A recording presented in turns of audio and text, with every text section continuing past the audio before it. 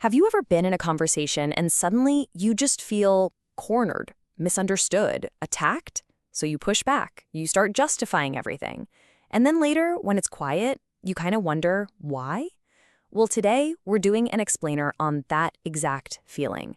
We're going to break down the science and psychology behind defensiveness and really map out a clear path to better communication and connection. All right, let's just dive right into this question because it's one so many of us ask ourselves after a tense moment. It could be after some feedback from your boss, a comment from your partner, or even just a simple misunderstanding.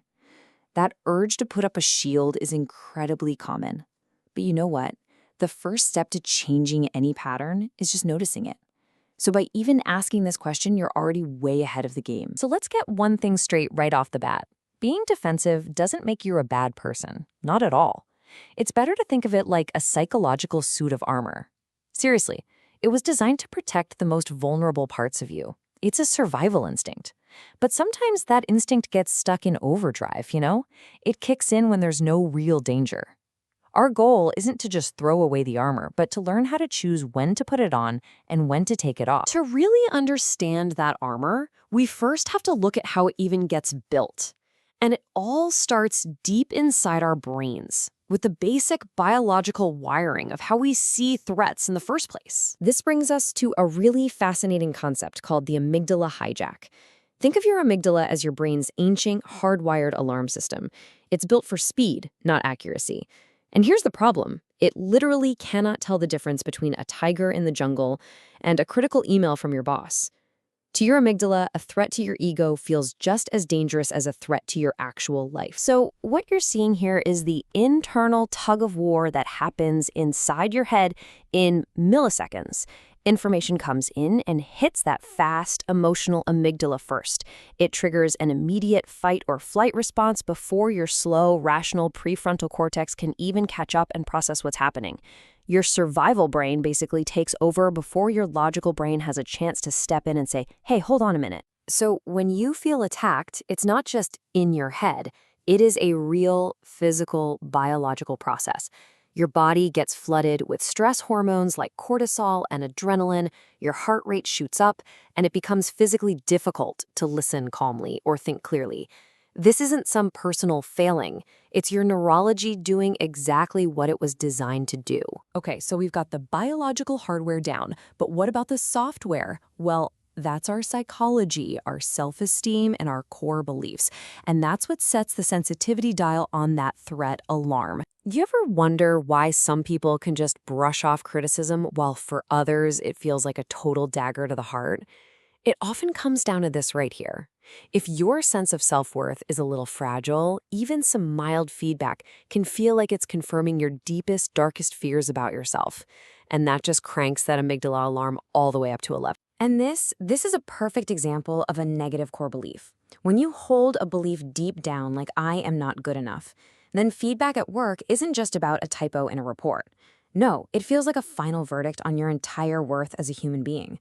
The defensiveness that pops up is just a desperate attempt to push away that massive amount of pain. These beliefs, they're often formed way back in childhood, and they just hum along right below the surface of our consciousness.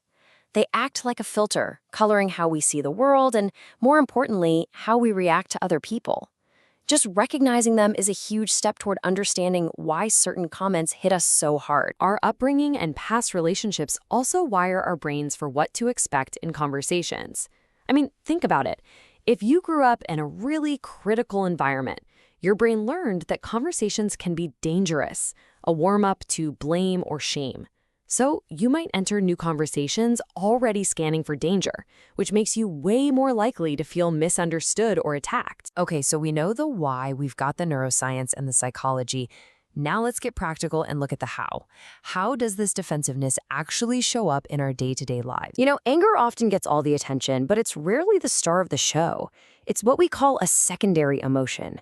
It feels powerful, it feels energetic, so it's often a lot easier to feel angry than it is to feel those more vulnerable emotions it's protecting, like shame or hurt or fear.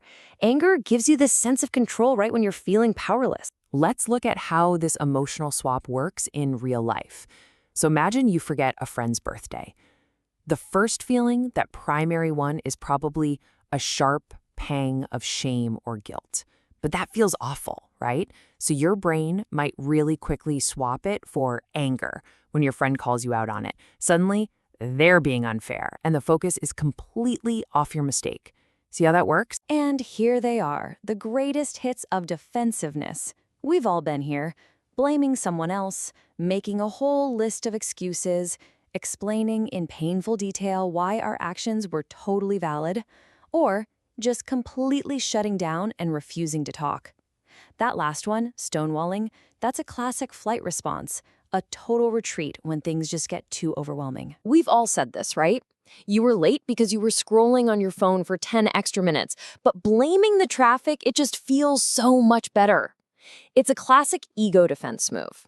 It shifts the fault from you to some external force, and that preserves your sense of being right while you get to avoid the discomfort of being accountable. So we understand the biology, we get the psychology, and we can spot the behaviors. But what can we actually do about it? Let's dive into what I think is the most powerful part of this explainer, a practical 4-step toolkit you can start using today. This whole method is about creating space between that trigger and your reaction. It all starts with the pause. Just one deep breath can be enough to stop that amygdala hijack. Next, you shift from being furious to being curious, which totally changes the vibe of the conversation. The third step, finding the kernel of truth, is an absolute game changer. Agreeing with even 1% of what they said disarms the whole conflict.